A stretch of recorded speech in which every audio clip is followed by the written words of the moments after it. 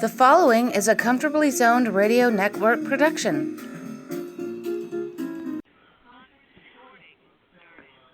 Thank you, Telly Olson. I am back. You are comfortably zoned with me, the Zig Zag Man, in Alameda, California, right across the bay from San Francisco, across the moat from Oakland, in the northern part of the great state of California. And my guests are from all over the country. It's kind of a reunion show of the Tuesday night guys, the Mavens. I'll introduce them in no particular order. Mr. Hal Bock first. How you doing, Heshy? I'm good, Zig Zag Man. I'm happy to be back. Happy to have you. George Case III, how are you? Just fine. Good to hear from everybody. Beautiful. Alan Blumkin. Hello there, everybody. Hey, Alan, you sound in good voice. Hope all is well. And David Hubler, how are you, sir? I'm doing fine, thank you. We're all together, and this is nice. I'm glad we're doing it. I want to start with George, and he's going to talk to him about this is a show that we planned a month ago, and David Hubler has some ideas as well. This is going to be terrific. So, George, start us off, lead us into it, let it flow.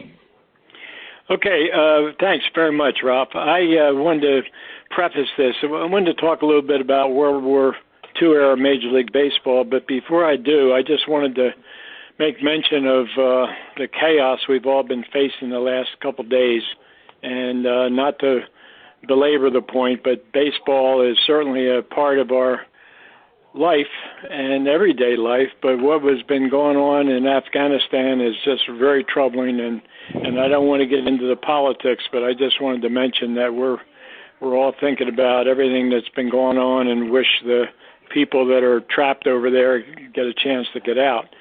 It leads me to really a discussion basically about the relationship of baseball to world events.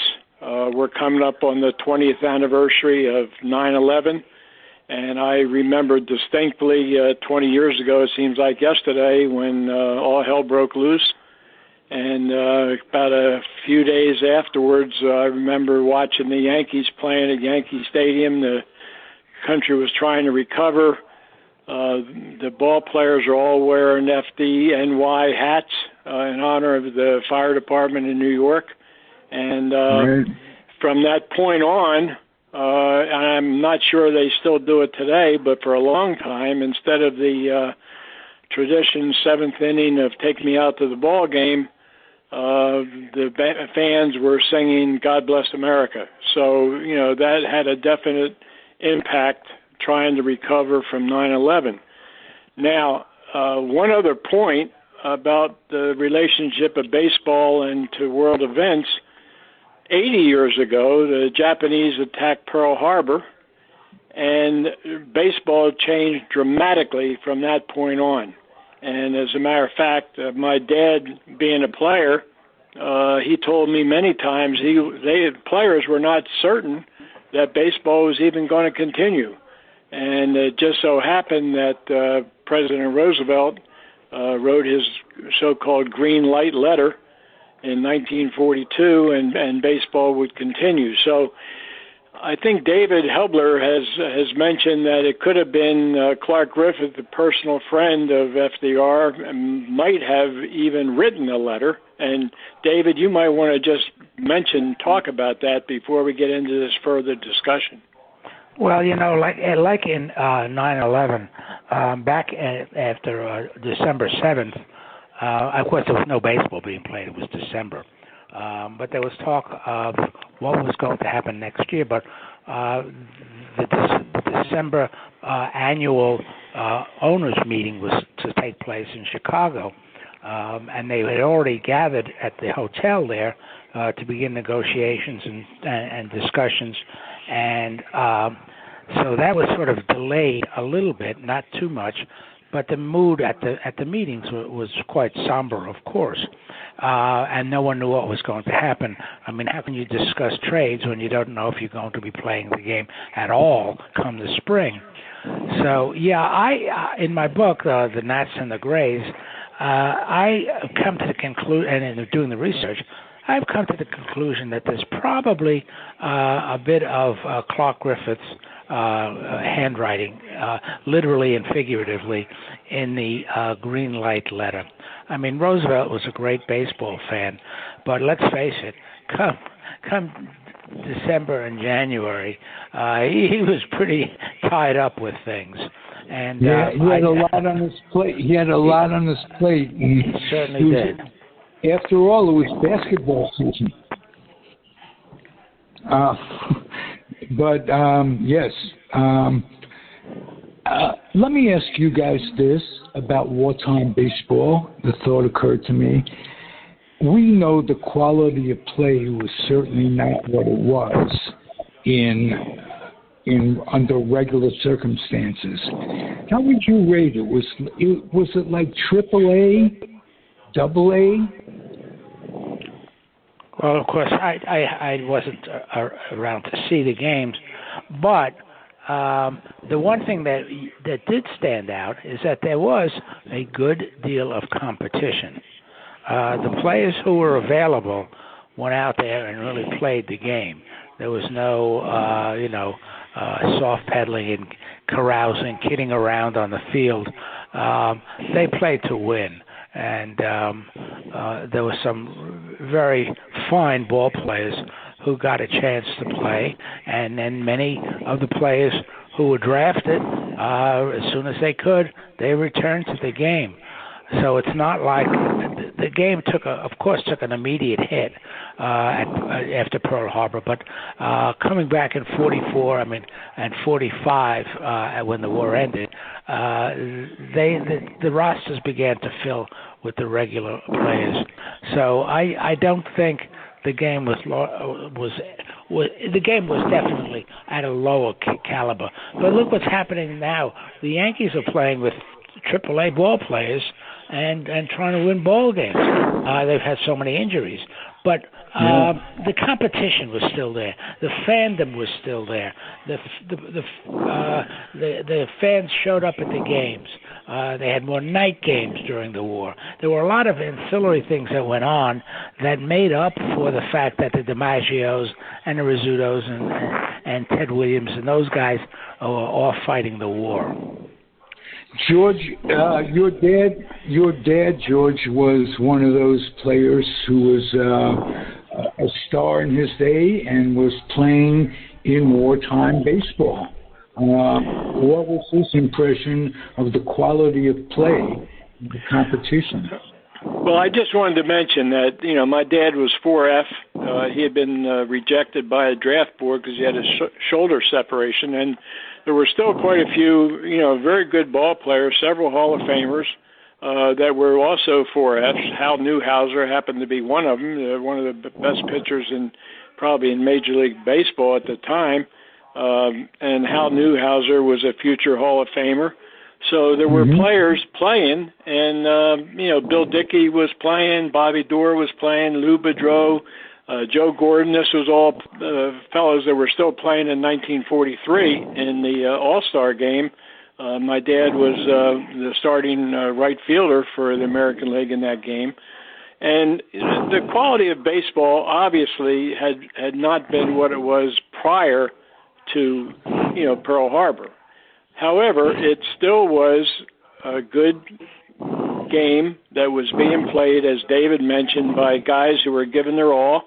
They felt very fortunate to be able to be out there, and it did open the door for some replacement players. It also had, an instance where during the war, you had players, playing with certain infirmities.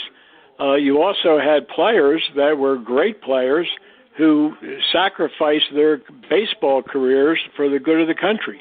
They volunteered or enlisted or they were drafted. And I'm talking about guys like Bob Feller, who was an anti-aircraft gunner on USS Alabama. Hank Greenberg was a forward spotter in the U.S. Army Air Corps. Buddy Lewis flew the hump in Burma. You had Cecil Travis having his feet frozen in the Battle of the Bulge. So these weren't just cushy jobs. These guys were out there facing combat. And some of the other ball players who were terrific players, but they also were serving in the military and on a PR basis or whatever, or playing service ball. So the quality of Major League Baseball certainly had diminished, but it was still baseball. It was good for the country. As a matter of fact, as David talked about with the green light letter of Roosevelt, he deemed that baseball should continue for the good of the country because it gave the fans and it gave servicemen a chance to think, hey, all is not lost. We're still breathing and we're still part of the world. And despite the horrors of war, baseball will continue. I have to add one quick thing. Let me add one quick thing here because it's an interesting contrast. Baseball during the war was played the way the game was always being played. We have a situation right here now, 70, 80, 90 years or earlier, whatever it is. I know I'm not good at numbers. But anyway, you've got 7 innings games in doubleheaders. I mean, what is that baseball? You've got a designated runner on second as soon as it's the 10th inning or more. I mean, is this really baseball? My contention is that baseball was played better because it was played according to the rules of the game during World War II than it's being played now. I mean, the Yankees and the Red Sox just finished the first of two games today, a separate admission doubleheader. And they played a 7-inning game. You think they couldn't have played a 9-inning game? It boggles my mind, this whole thing. World War II baseball was baseball. What we've got now is some sort of hybrid. Anyway, that's my thing. I endorse that entirely, David. I think you've hit the nail on the head. I have a couple of questions, though. One, we should point out that there was a player in those days named Pete Gray. He had one arm, and he played Major League Baseball during the war. I don't know how he did it, but he did. The other question I have is I wonder about the players who were left behind who maintained the game and continued to play the game, like George's dad. I wonder if there was any sense of, not guilt, but a strange feeling on their part when other players are in foxholes shooting guns at one another, and not one another, but at the enemy. And here they are playing the national pastime. So that's just a question that crosses my mind. Well, Hal, I want to answer that because I have talked to my dad during years we talked about World War II era baseball. I mean, obviously, I was only 7 years old at the time when my dad retired, so I don't remember, the game as he played it. But I do know that he used to talk about it because he used to have many, speeches he would give, and I would go with him and listen to how he presented himself. And my dad was 4F, as I mentioned. He was he wanted to serve, but he was declared 4F several times by the draft board.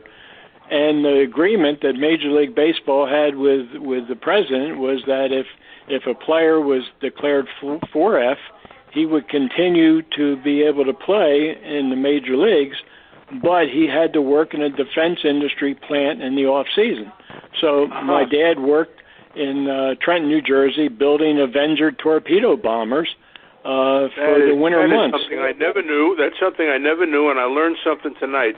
That's very interesting.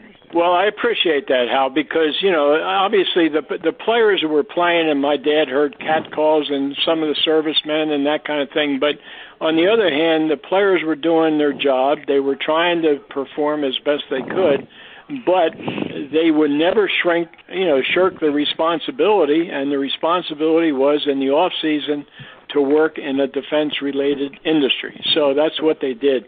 And my dad being a 4F, Hal Newhouser being 4F, there were quite a few. who were allowed to continue playing with that stipulation that was part of the agreement with Major League Baseball and President Roosevelt. Well, George, my feeling about that is that in World War II, The Greatest Generation. Tom Brokaw wrote a book called The Greatest Generation. Right.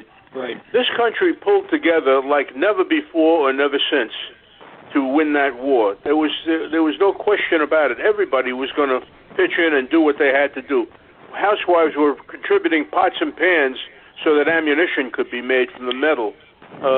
This was a complete effort on the part of Americans to answer the Japanese attack on Pearl Harbor and to win that war. And that's how we won the war. And I'm gratified to learn, as I say, whenever I can learn something new, I'm very happy about it. I'm gratified to learn that fact about working in defense plants in the off-season. I never knew that. Well, Hal, that's one thing that I think, obviously the public might not have known that, but I knew it. Ball players knew it. Major League Baseball knew it. The government, the War Department knew it, and that was what they did.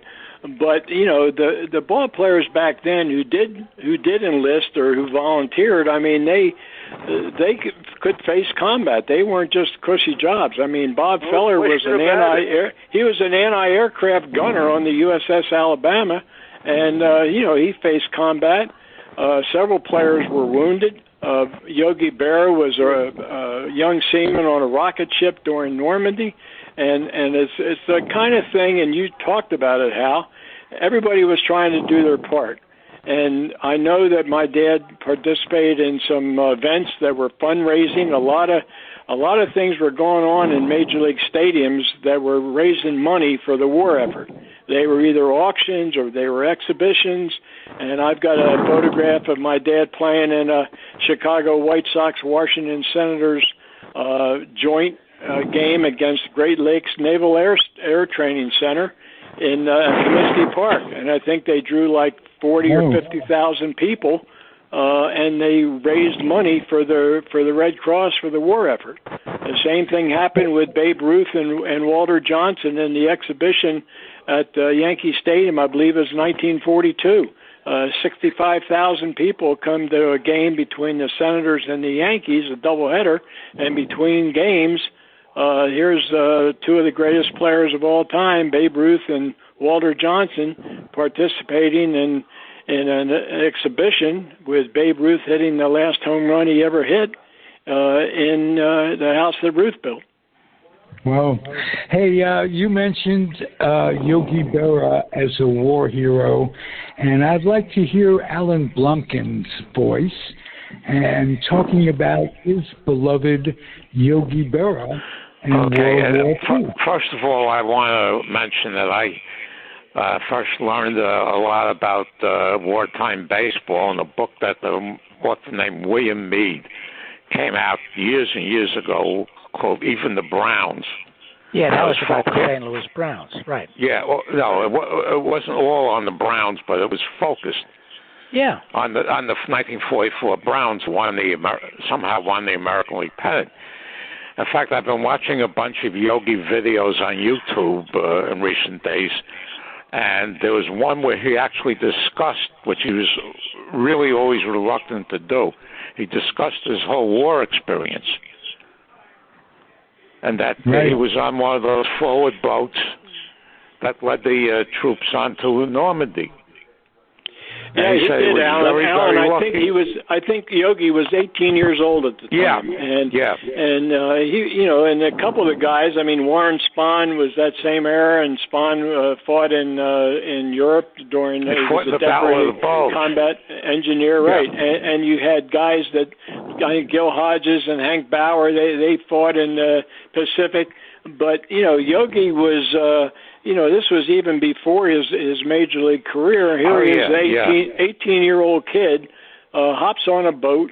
The boat goes and leads the path into D-Day, and they're firing rockets into German positions, and Yogi, obviously survived it, but for an 18-year-old kid, and Hal mentioned about the greatest generation, that's what a lot of these kids were. They were 18, 19, 20-year-old kids, and they were the greatest generation because they were able to defeat both the Japanese and the Germans in a two-front war, and keep our way of life going, and they should be credited for that. Well, I have two small stories. Warren Spahn was once asked by a writer whether he was ever afraid in a baseball game.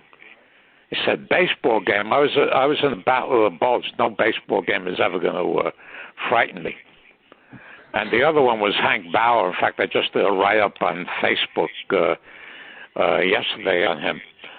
He fought in the Marines, and he was island hopping in the Pacific.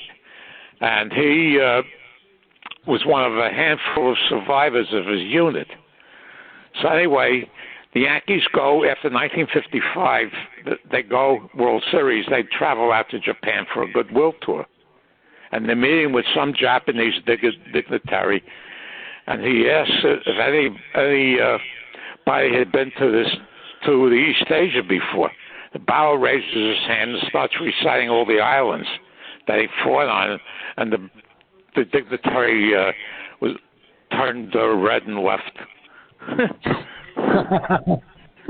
Well, I think I told the story. I think I told the story of, as a kid reporter for the AP, I was at a game at Yankee Stadium. They sent me to a game at Yankee Stadium, and I had to ask. I was told to ask Ralph Houck a rather embarrassing question about the performance of the team. And I was a little hesitant, but I knew I had to do my job. And so I asked Houck this question, and he jumped up, and he came after me. I thought he was going to kill me. I really did. And I'm thinking to myself, this guy fought in World War II. People shot bullets at him. He's called a major because that was his rank was in World War II. Right. People shot bullets at him. He's going to kill me. I really thought I was going to be seriously injured. But thank God he backed off, and we had a nice relationship after that. But you're right. These guys came back. These guys came back from the war and resumed their baseball careers. Right. What did you ask them, Hal? Yeah, I was going to ask. The Yankees were struggling. As you can recall, Whitey Ford got old, Mickey Mantle got old, and they were struggling. And Ralph had originally hired Johnny Keane to manage the team, and he fired Keane, and he took over the team.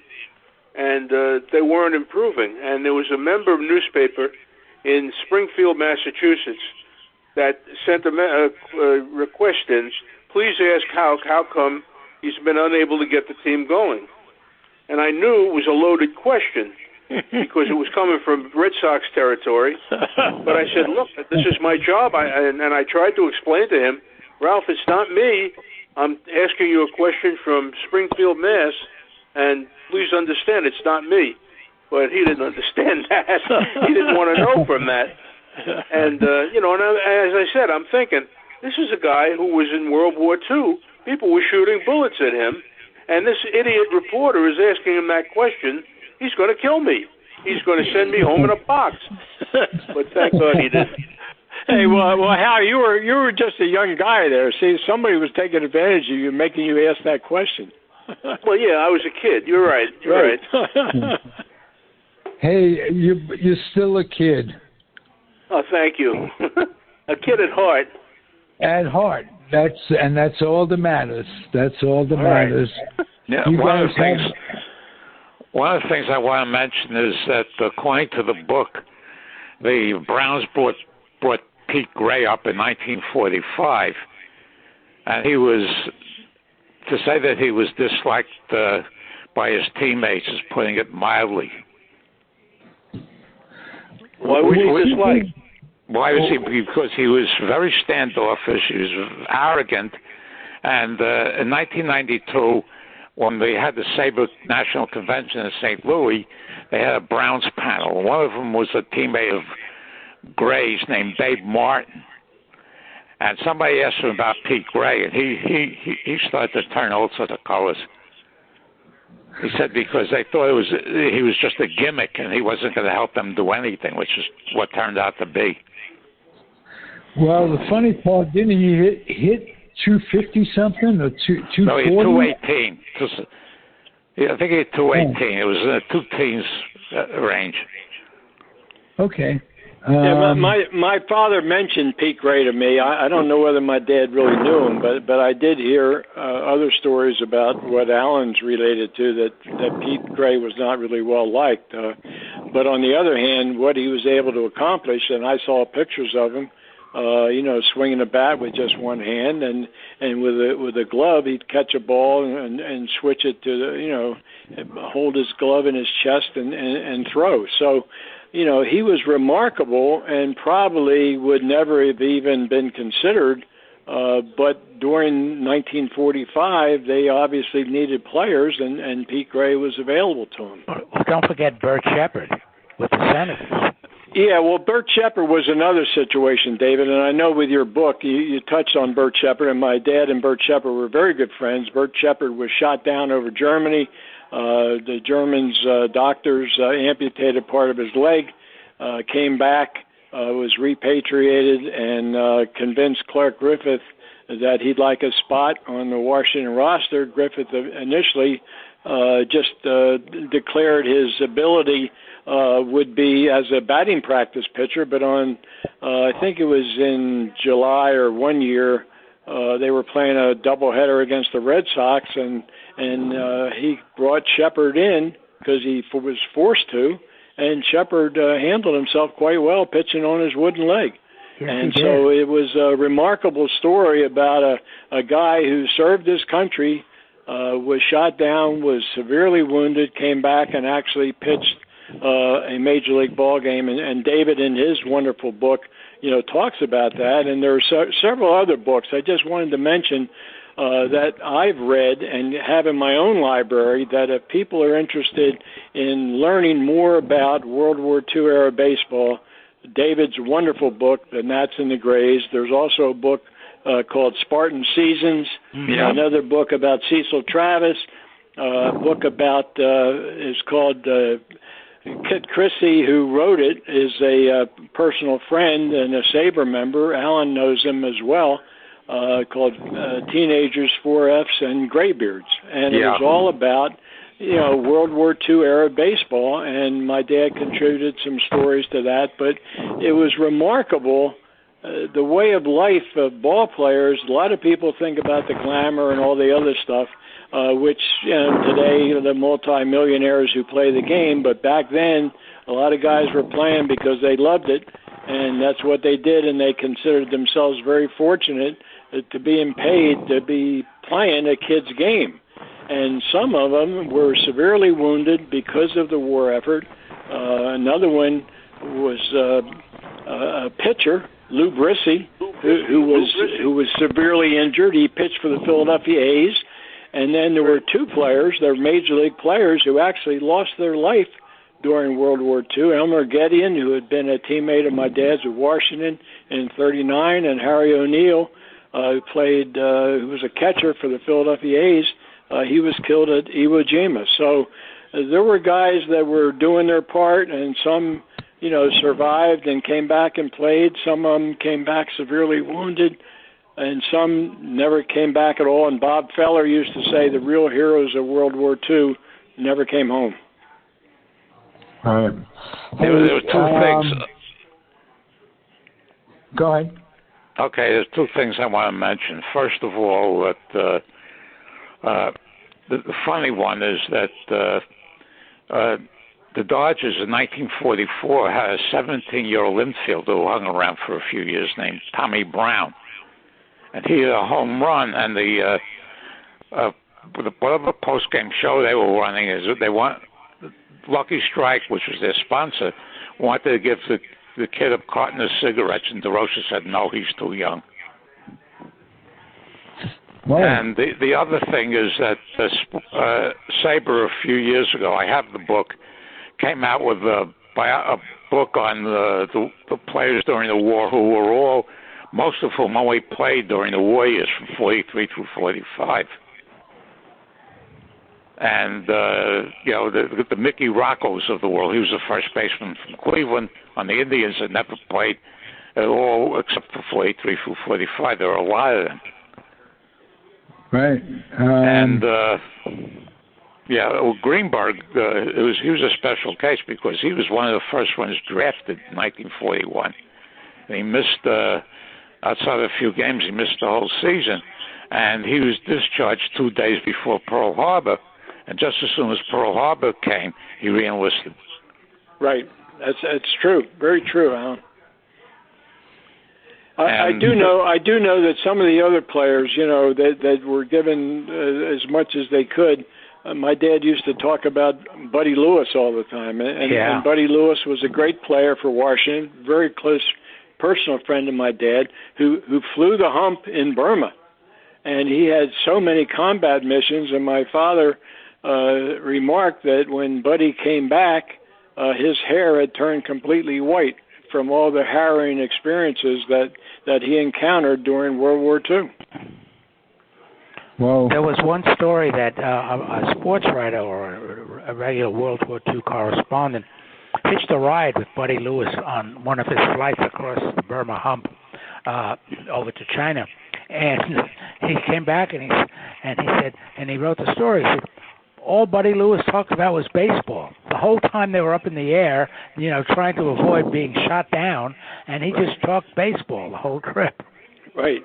No, I'm sure that was true. Oh yeah, absolutely true, David. Because baseball was Buddy Lewis's life, but he was an accomplished pilot. He also flew the hump, but he also flew various dignitaries up to Washington from, I think, Georgia or someplace. And my dad mentioned to me, and this is a story that's in one of the books, an absolutely true story.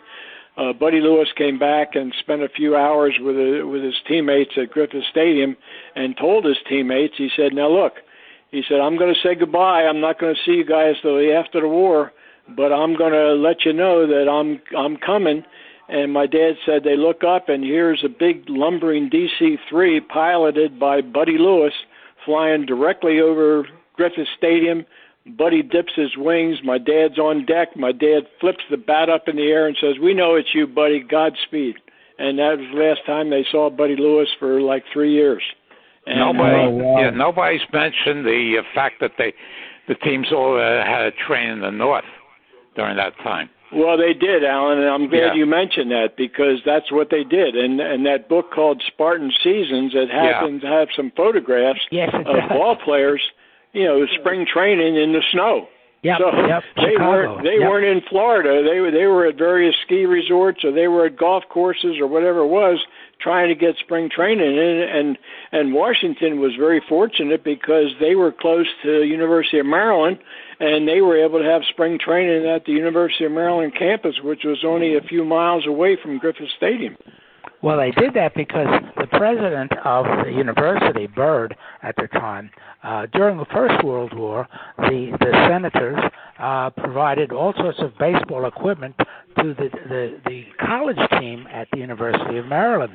And when World War II came around, Byrd said, You've got the facilities here, no charge. Just come on out and have spring training here, which they did for about 3 years, I believe. Right, they did. Yep. Yeah, and then they played. They played a lot of the local army posts and Navy facilities around the area. Well, they did, David, and I remember my dad talking about that. Was that he'd say, "Hey, those other teams, they're playing in the northern climates and they're playing in the snow and they're doing all this kind of stuff." He said, "We were fortunate. The weather was bad. We were at the University of Maryland Fieldhouse. We were inside."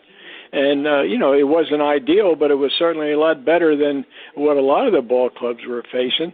And the fact is that I recall when I was only a little boy, I'm like 4 years old, 5 years old, we lived in College Park, Maryland. And we were only about a mile from the University of Maryland campus, and that's where they trained. So, I grew up in that area, 4-year-old, 5-year-old kid, didn't think anything about it. But after I did the research, and David, your book, and other people, talked about, spring training during the war years, that was a major thing that was able to benefit Washington, even though they didn't have a lot of talent. At least they were putting together their team in the relative comfort of the University of Maryland. And at the end of spring training each year, they took a boat ride down the Chesapeake to the Norfolk Naval Base, where they sure played did. teams down, and they loved that visit because first of all, they had a nice leisurely cruise down there, and the teams were good. Norfolk had some very good teams. Talk about AAA. Norfolk had equivalent of AAA baseball down there. Yeah, there were two major military installations that were, really peppered with Major League ball players, and that was Norfolk and Great Lakes. Right. And those two teams were probably the cream of the crop as far as Major League ball players, and probably were just as good, if not better, than the Major League counterparts because they were, the rosters were filled with some Major League stars. Yeah, they said the commandant at Norfolk was such a big baseball fan that he watched to see who was being drafted, and he would get those players assigned to the Norfolk base so they could play baseball for him. Yeah, I'm sure they had to pull a few ranks, but I'm sure they did. And I don't want to belabor this. I just want to tell you one other little funny story, talking about Great Lakes and. Walter Masterson, who was a terrific pitcher for Washington, was in the U.S. Navy, and he runs into Bill Dickey at some event or some installation or whatever it is, and he said, "Bill," and this is during the war, he says, "Bill, it's great to see you." And Dickey said to him, "Sailor, you refer to me as Commander Dickey." So that's just the way it was. They were good friends, and away from the game, now they're in the war effort. And Walter Masterson is just a Navy seaman, and Bill Dickey is a commanding officer, and he demanded that Walter Masterson show him respect. Well, hey, before I forget, and you guys were talking about Hank Bauer's name came up as a war hero. I don't know if many of you, I guess you guys all know, Hank had an older brother who was killed in the war. And it was said by Hank Bauer that his older brother was a better player than he was. And just wanted to pay homage to Hank didn't come up to the majors until 1948. No, but what I'm saying, we're talking about the war. Yeah. Ralph, I was not aware of that. Was his brother killed in World War II? Yeah, in Europe. Yes. Somewhere in Europe. Okay, I did not know that. Well, we all learn from each other. And the fact that you guys learn from me occasionally blows my mind. Great show, guys. Terrific. Anything that's in your craw that you want to say? We'll start with you, Bock, about what's going on today in sports, in the world. Get it out there, because that's what podcast radio is about. Well, we know that this show has a number of Mets fans. I used to be a Mets fan before they changed baseball, and I'm kind of amused at the fact that the Mets are now 500 after spending the whole season in first place. And I said to somebody that the other day that first place was fool's gold, because the rest of the East Division was terrible, and finally the Braves have gotten their act together, and the Phillies to some extent. And the Mets are going to finish in third place, and they'll be lucky to do that, because they're in a free fall right now, and it's kind of sad to see. So that's my observation about National League Baseball.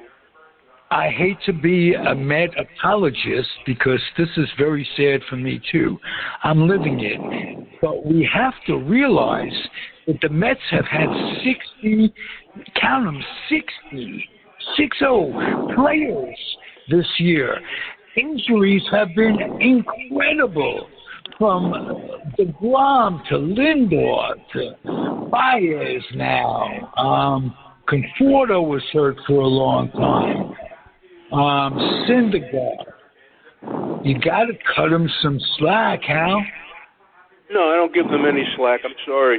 They've put me through too much aggravation in these 40 years or so that I've watched them. So I don't give them any slack. I watch them, occasionally watch them from a clinical standpoint to see what fundamentals they fail to execute. No, everybody does that. David made the remark that the game it's a hybrid, and I'm sick about what they've done to the game with 7-inning games and men on second base from nowhere. And so I don't have the same passion for baseball that I once did. Hey, going to a second game of a doubleheader, and you're paying full price, and you're still only seeing 7 innings. Yeah, and that's playing tonight. That's what's going on a problem. tonight. Yeah, it's a slap in the face to the fan. They don't care. They don't care. That's right. That's right. They don't care. They don't care because the fan buys whether the Major League Baseball makes money from the TV and the clothing apparel. And the fan continues to buy Major League sponsored stuff, and they pay 2 or 3 times more for a T-shirt than they would ordinarily. And that's what gives them permission to do what they do. They don't care if you come out, just buy the stuff. Buy the TV Look what they package. did to the Mets the other night. Look what they did to the Mets the other night. They forced them to play a Sunday night game at Citi Field against the Dodgers, and then fly all night to San Francisco to play a Monday night game against the Giants. Wait a minute. Where was the union? The union should have stepped in and said, you can't do that. You got to give them a day off. But no, they just they do what they want, Major League Baseball. Hal, it's my theory that because when the last CBA was negotiated, I thought the players' union would make a big stink over the scheduling, which is ridiculous in the first place. And but I guess they figured they were making too much money to object to something like that. But I've been saying for years, ever since I went to the 3 divisions in 1994, that the scheduling is just absolutely ridiculous. Yeah, it's not a union anymore. It's an association, and more than that, it's a partnership with the major leagues. They are not going to do anything to infuriate each other right before this bargaining comes down. Yeah. So it's we the fan. I'm pissed for we the fan. Let's put it that way. Who has to see a pinch runner in the 10th inning start at second base? That's not baseball. And that's crazy. And one other thing. Yeah, I root for the Pittsburgh Pirates in the National League. Right now they're 42 and 77, and I'd be lucky if they lose fewer than 110 games this year.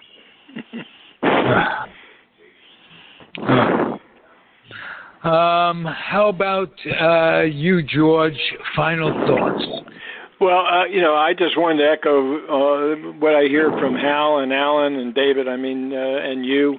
The game has changed. I'm a baseball traditionalist. I like the way the game used to be, not the way it is today. I just half the time I lose interest. I don't even know who's playing or don't know the players, and these crazy rules, the 7-inning doubleheaders and the man on second base and all that stuff. It just drives me wild too.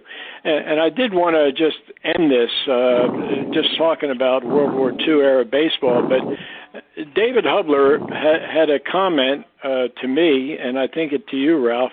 And David, do you want to just talk about a minute before we sign off about the strike zone? And Thank you. What's your thoughts? Because I thought it was very interesting when my dad played, when I played the strike zone. Everybody knew it. It was letters to the knees. That was it. And today, I think I've seen calls that are crazy, and David, you might want to talk about it because the strike zone, I think, has been changed, at least the umpires are calling it differently from what it used to be. So, David, if you just want to, discuss it for a minute. Yeah, thanks, because it was, we've talked a lot about how the statisticians and the actuaries and the accountants have sort of taken over the game, the statistical end, and there's a stat for everything possible. So now the umpires are in it, through no fault of their own, perhaps, but the premise of this long article is that the umpires, by shortening the strike zone for some players, some pitchers, but not for other pitchers, have changed the game so that the older pitchers who have more status are getting better calls than the younger pitchers who are just sort of, a year or two or three up. And that is not only affecting the play on the field, but it's also affecting how these pitchers are compensated for in their salary arbitration. And I just read one quick paragraph. It shows you just exactly what this article says. For example, on all pitches thrown in the defined strike zone, Matt Harvey is only getting a strike call on 79% of them. That's the lowest percentage among starters with at least 75 innings pitched. For comparison, Mike Minor of the Royals is second with an 84% correct call rate. Now, you talk about arcane statistics. This is a long article. I just read one quick paragraph. The game is not only changing on the field, but what's happening to the whole notion. I still look at the box scores. Who won the winning pitcher, the losing pitcher? What's his ERA? That's all I need to know. I don't need to know all these arcane stats. And now I'm certainly not going to wonder what the umpire's ratings are and how and his relationship to a 34-year-old pitcher versus a 23-year-old pitcher. It's just beyond absurd. Well, David, I agree with you. I did not read the article, but I think the stats, and Alan will talk about this, but so much has changed, and everything is a stat. I can remember a story about Joe McCarthy when he was managing the Yankees, and Joe Gordon. He calls Joe Gordon over, and he says, "Joe," he said, "what's your batting average?" Joe says, "I don't know." And he says, how many RBIs have you had, Joe? He said, "I don't know." And McCarthy said, "That's why I love the guy. He just goes out and plays. He doesn't care about the damn stats. He just wants to win ball games." And that's the way baseball used to be. And I have to say, I agree with all you guys talking about the money and the stats and everything. The game has changed dramatically from what it was 70, 80 years ago to what it's become. It's just a hybrid. It's a money-making machine, both for the players, the owners, and Major League Baseball. Their coffers are filled with dollars from what Ralph was talking about, with the fans buying all the damn merchandise, and I see people walking around with shirts on with the guys' names on the back, and somebody said one time he had a shirt with it said Babe Ruth on the back, number 4. Well, Jesus Christmas, I don't want to swear, but when Ruth was playing, they didn't have even numbers on the back of uniforms until I think it was like 1929. And those uniforms were based on how they hit in the batting order. So Babe Ruth was number 3, Lou Gehrig was number 4. That's what they were. My dad was number 1 with Washington. He was a leadoff man. He was the first guy in the lineup. So that's and today everything is money, and I've mentioned this before. You look at a ball game, you watch on TV, the guys are fooling with their batting gloves. They're getting paid for the batting gloves. They're getting paid for the bat. They're getting paid for the shoes. They're getting paid for the hat. They're getting paid, for the glove that they use. It's just a total money-making machine. And Major League Baseball with the license, all the licensed merchandise. You look at a fan photos from the 40s during World War II era. Guys and women are dressed jacket and tie, women in dresses. You go to ball games today, You never see anybody with a jacket and tie on. They've got either a team licensed shirt or a team licensed hat or a team licensed jacket. And Major League Baseball, they get a royalty on every one of those that is sold. And don't forget the swoosh on the uniforms now. That's another major change. Those uniforms were once sacrosanct. You didn't put any kind of thing on there except the name of the team. Sure. Hey, David, that's another thing. I don't want to get on my soapbox, but you look at everybody was talking about the Field of Dreams game, with the Yankees against the White Sox coming out of the corn and all that kind of stuff. Well, what was on that uniform? Do you think in the 1920s those uniforms had a Nike swoosh on them? No way. Right. Well, somebody complained. I saw one comment about that, and I sent a letter to one of the New York Post writers who did a very flowery article about that game, and I said, you could have at least given some credit to Kinsella, the author of the book. There would have been no Field of Dreams if there had been no Schuler's Joe by W.P. Kinsella. And I said, well, you just should have mentioned him, And he came back and he said, he wrote, emailed me back and said, I regret nothing. Like he's, Yeah. Well, hey, that'll show you. Yeah. Another thing they should have done there was have Kevin invite Dwyer Brown, who played the father at the end of the movie. Right. And have Dwyer Brown and Kevin Costner have a catch. Absolutely. Yeah. I remember when I saw that picture film, my 3 children, they said, Dad, when you see that scene, you're going to cry. Because I remember having a catch I was fortunate. I used to have a catch with my dad in our backyard. And that's what I did. That's how I learned the game, just having a catch with my father. And they told me, they said, now, when you see that, you're going to cry because you're going to think about Pop-Pop. That's what they called my dad. And I did. And I did cry. And Kevin Costner, who I always have championed, his portrayals in baseball movies because the guy was a former player.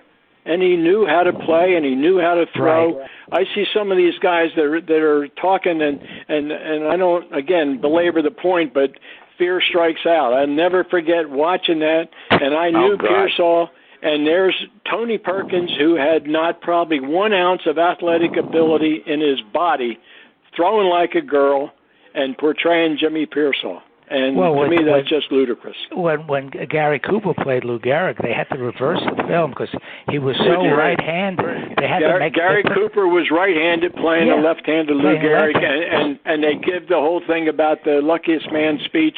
And where was that filmed? It was filmed at Wrigley Field. They didn't even film it at Yankee Stadium. It was filmed at Wrigley Field in Los Angeles.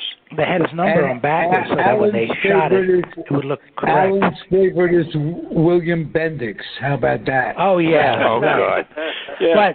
But what's his name was even worse because that's my one big bug. From that sitcom. John Goodman? John Goodman. He played the third one made with that was the worst. Nathan Lane. That was famous for the Pete Rose playing Ty Cobb in that movie. Ruth has one of his records is the most number of terrible movies made about a player. Yeah, they're awful. And I thought the Goodman movie was the worst because they changed the rules. If you remember the movie, if you saw it, he would Ruth was hitting those home runs at the end of his career, and he'd trot down to first, and he'd be replaced by a pinch runner, and then he'd come back to bat the next time up. Yeah, right. I mean, come on. I mean, what was the purpose of that?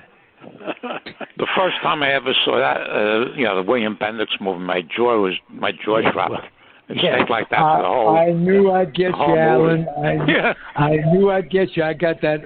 Oh God! I love hearing that. We got to cut it short. The hour's about over.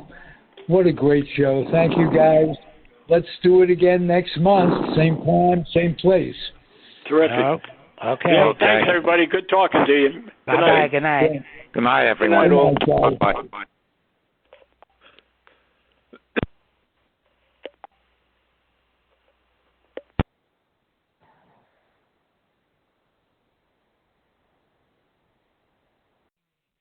The proceeding has been a Comfortably Zoned network production. You are advised to keep your dreams wet, your humor dry, your children and grandchildren out of military recruiting offices and off the laps of clerics who wear dresses.